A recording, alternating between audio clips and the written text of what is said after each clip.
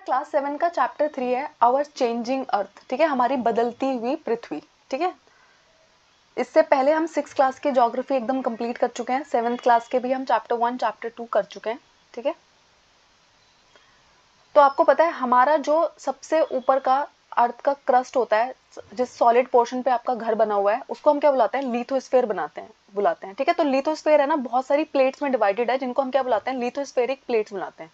ठीक है, जब है ना ये प्लेट्स में है ना कोई भी मूवमेंट हो रहा होता है, ठीक है, ये हिल रही होती है, तो इसकी वजह से है ना बहुत सारी चेंजेस आ रहे होते हैं अर्थ के सरफेस पे, है ना बहुत सारे चेंजेस आ रहे होते हैं। ठीक है, तो वो फोर्स जो अर्थ के अंदर काम कर रही होती है उनको हम एंडोजेनिक फोर्स बुलाते हैं, और वो फोर्स जो अर्थ के सरफेस के बाहर से काम कर रही है उनको हम एक्सोजेनिक फोर्स बुलाते हैं।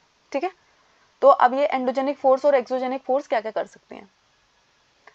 अब देखो, अर्थ की मूवमेंट है ना दो टाइप की हो सकती है। एक होती है एंडोजेनिक फोर्स की वजह से अर्थ की मूवमेंट हो रही है, और एक है एक्सोजेनिक फोर्स। तो है ना एकदम से सडन फोर्स जो होती है वो एंडोजेनिक का एग्जांपल, जैसे अर्थक्वेक आ जाना, क्योंकि आपकी टेक्टोनिक प्लेट्स मूवमेंट कर रही थी।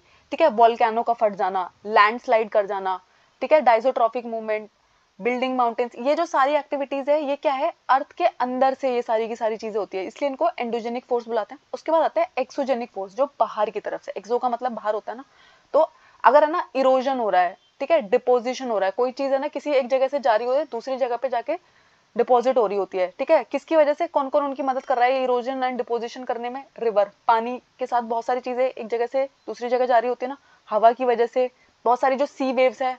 ठीक है, और ग्लेशियर्स अपने साथ, तुमने देखा ना ग्लेशियर्स अपने साथ कितना कुछ लेके आते हैं ना, बहुत बड़े बड़े पत्थर लेके आते हैं। ठीक है, तो जो river, wind, sea waves and glaciers है, ये है ना इरोजन एंड डिपोजिशन का सारा काम कर रही होती है, और ये एक्सोजेनिक फोर्स है। लेकिन अगर यही सारी मूवमेंट इनसाइड अर्थ के इनसाइड से आ रही होती है तो इनको हम एंडोजेनिक फोर्स बुलाते हैं। ठीक है, अर्थक्वेक, वोल्केनो, लैंडस्लाइड, ये सब इसके एग्जाम्पल है। अब एंडोजेनिक फोर्स वो होती है जो है ना एकदम से सडन मूवमेंट होने की वजह से प्रोड्यूस होती है। ठीक है, और इसकी वजह से ना स्लो मूवमेंट भी हो सकती है और बहुत सडन मूवमेंट भी हो सकती है। जो एकदम से अर्थक्वेक आता है, वोल्केनो आते हैं, उनकी वजह से क्या होता है?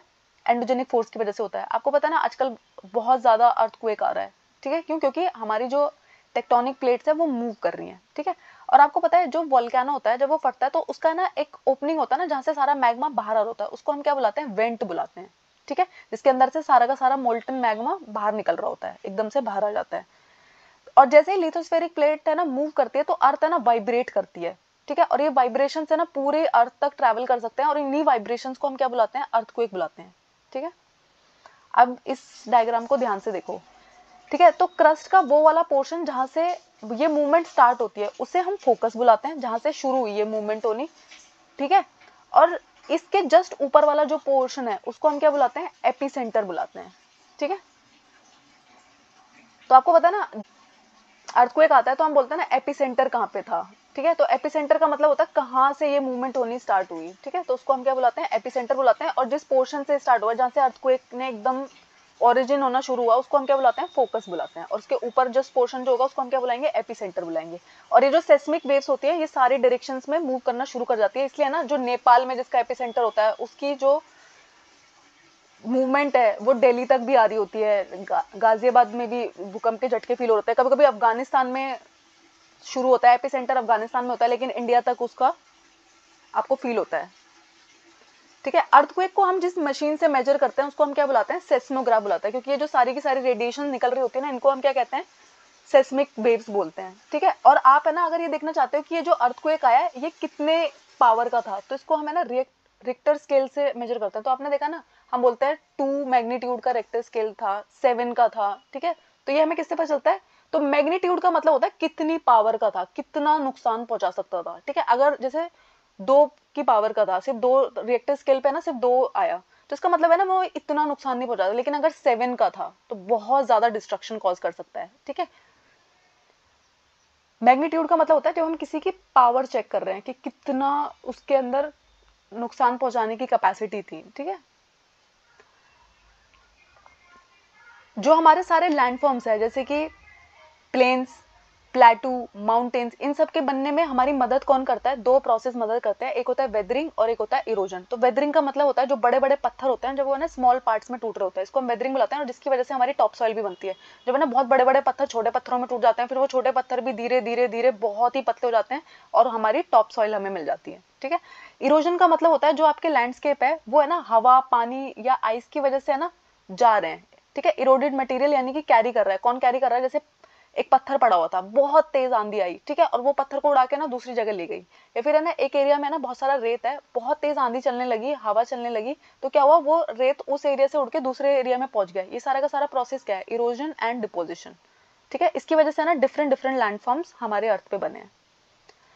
अब रिवर क्या करती है? रिवर का काम क्या होता है? तो आपको पता है जो रिवर होती है वो अपने साथ है ना बहुत सारा पोर्शन लेके आ रही होती है। ठीक है। बहुत सारे पत्थर लेके आ रही होती है, और जब वो है ना एक हाइट से, एक एंगल से गिरती है, जब उसका पानी एक एंगल से गिरता है किसी हार्ड रॉक पे, तो वहाँ पे ना एक स्टीप वैली बन जाती है जिसको हम है ना वाटरफॉल बुलाते हैं। तो वाटरफॉल कुछ नहीं होता, वो एक नदी आ रही है, ठीक है, एक नदी का पानी आ रहा है, लेकिन वो एक एंगल से अगर गिर रहा है, एक स्टीप एंगल अगर बन रहा है किसी एक पत्थर की वजह से, तो उसको हम क्या बुलाते हैं? वाटरफॉल बुलाते हैं, झरना। जैसे ही रिवर है ना एक प्लेन एरिया में एंटर करती है, तो है ना बहुत सारे सांप की तरह से जा रही होती है, twist and turn, twist and turn. इन जो ये सारे के सारे ट्विस्ट एंड टर्न वो बना रहे हैं ना, इनको हम मिएंडर्स बुलाते हैं। इस डायग्राम को ध्यान से देखो, आप देख रहे हो ये अर्थ क्या कर रही है, यहाँ पे ऐसे ऐसे ऐसे जैसे स्नेक चलता है ना, वैसे वैसे मूवमेंट करते हुए जा रही है ना। तो ये जो मूवमेंट से ट्विस्ट एंड टर्न फॉर्म हो रहे हैं, इनको हम क्या बुलाते हैं? मिएंडर्स बुलाते हैं। तो आपसे वो पूछेंगे, ये सारे टर्म्स आपको पता होने चाहिए कि मिएंडर्स क्या होते हैं। ठीक है।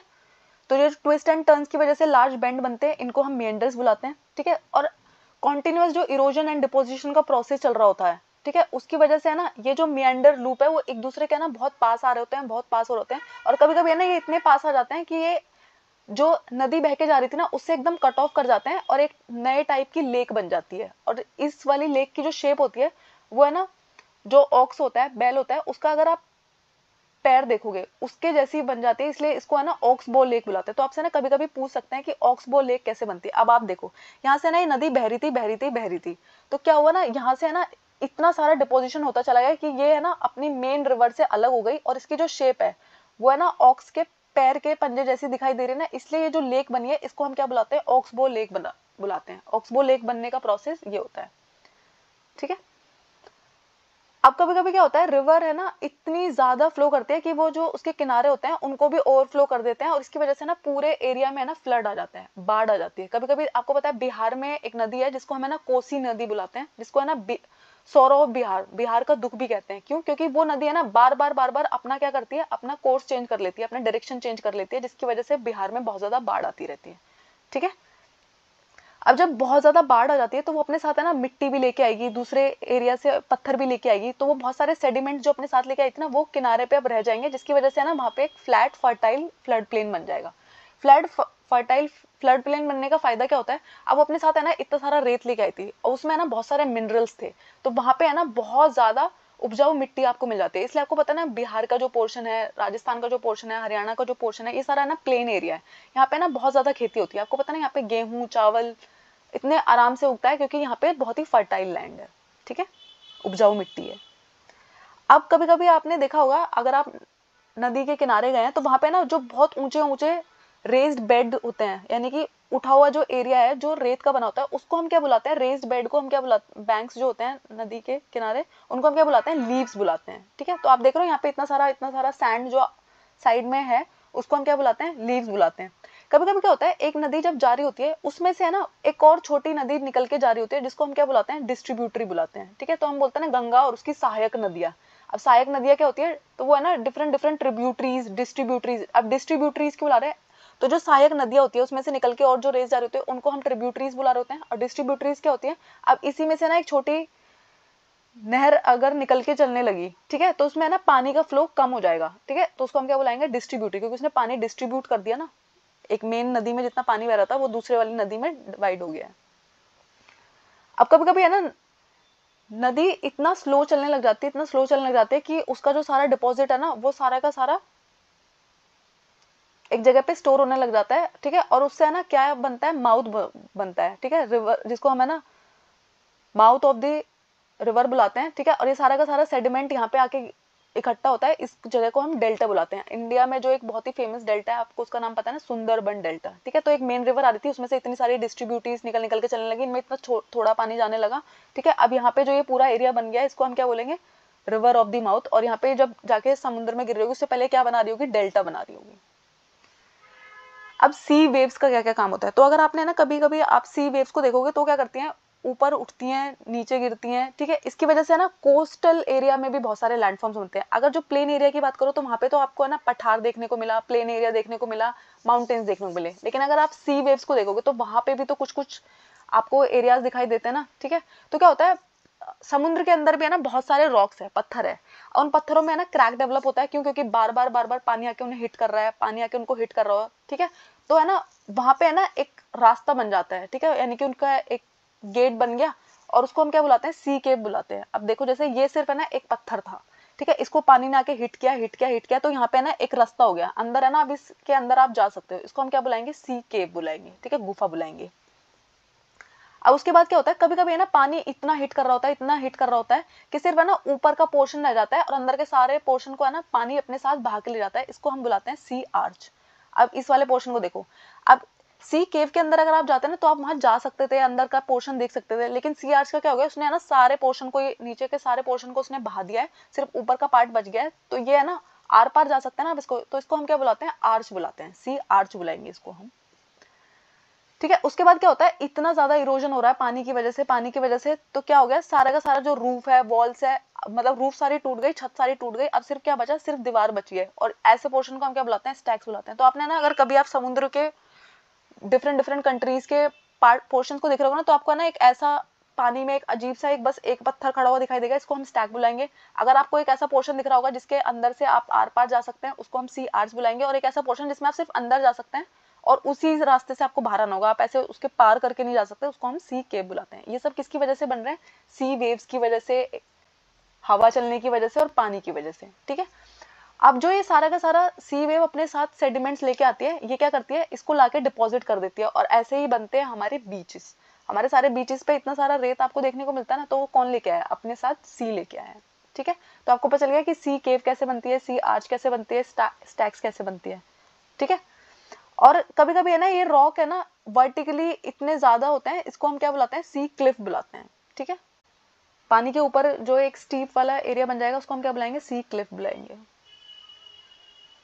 उसके बाद होता है पानी क्या कर सकता है, मतलब आइस क्या कर सकता है। अभी हमने देखा विंड की वजह से क्या क्या बनता है, फिर हमने देखा कि पानी की वजह से क्या क्या बन सकता है। अब हम देखेंगे आइस क्या करती है। तो आपको पता है जो हमारे ग्लेशियर्स है, वहां पे है ना रिवर्स ऑफ आइस बुलाते हैं। क्योंकि वहां पे है ना सारा का सारा जो पानी है वो जमा हुआ है, किसकी फॉर्म में, आइस की फॉर्म में जमा हुआ है, ठीक है। और वो भी अपने साथ है ना इरोजन करता है, वो भी अपने साथ चीजों को लेके आता है, और उसकी वजह से क्या होता है। तो आपको पता है जो गंगोत्री ग्लेशियर है, वहां से हमारी गंगा नदी निकल के आती है, ठीक है। ग्लेशियर्स के अंदर है ना बहुत सारे जो पानी पिघलता है और वो अपने साथ आता है, तो क्या करता है, बहुत सुंदर सुंदर एक तो माउंटेन्स में लेक्स बना देता है, ठीक है। उसके बाद है ना वो ग्लेशियर्स अपने साथ बहुत सारे छोटे बड़े पत्थर, सैंड, सिल्ट, ये सब कुछ को ला के डिपॉजिट करा होता है, और इसको हम क्या बुलाते हैं, ग्लेशियल मोरेन्स बुलाते हैं। अब ग्लेशियल मोरेन्स क्यों बुला रहे हैं इसको, क्योंकि इन सबको कौन लेके आया है अपने साथ, ग्लेशियर्स लेके आए हैं, इसलिए इनको हम ग्लेशियर मोरेन्स बुला रहे हैं।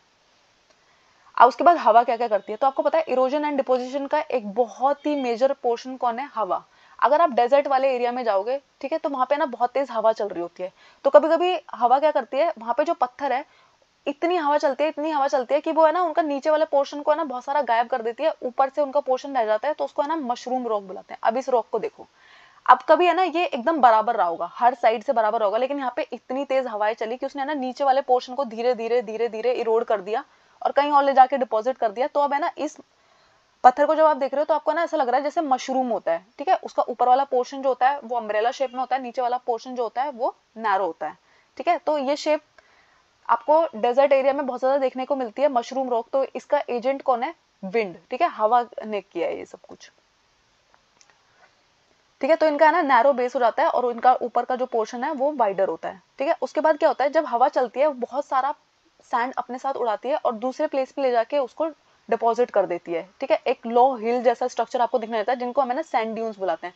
तो आपने देखा होगा ना जिसको हम टीला बुला रहे होते हैं, रेत का टीला, ठीक है। तो वो कैसे बनते हैं, एक जगह से रेत उड़ रही है दूसरी जगह पे जाके डिपॉजिट हो रही है, तो हमें ऐसा लगता है कि देखो यहाँ पे ना रेत की पहाड़ी है, छोटी छोटी रेत की पहाड़ियां पहाड़ियां पहाड़ियां बन जाती है, उनको हम क्या बुलाते हैं, सैंड ड्यून्स बुलाते हैं, ठीक है।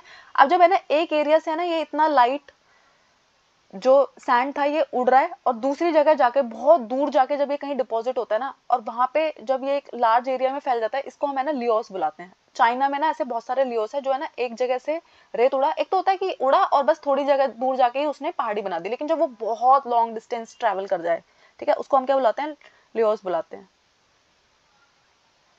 Thank you. आई होप आपको इस चैप्टर में कोई डाउट नहीं है। अगर कोई डाउट है तो आप मुझे बताइएगा। हमारी 6th क्लास की ज्योग्राफी कंप्लीट हो गई है, मैंने उसकी प्लेलिस्ट क्रिएट की हुई है। हमारी 7th क्लास की ज्योग्राफी अब हम कर रहे हैं, ठीक है। अगर आपको कोई भी डाउट है तो मुझे कमेंट्स में बताइएगा।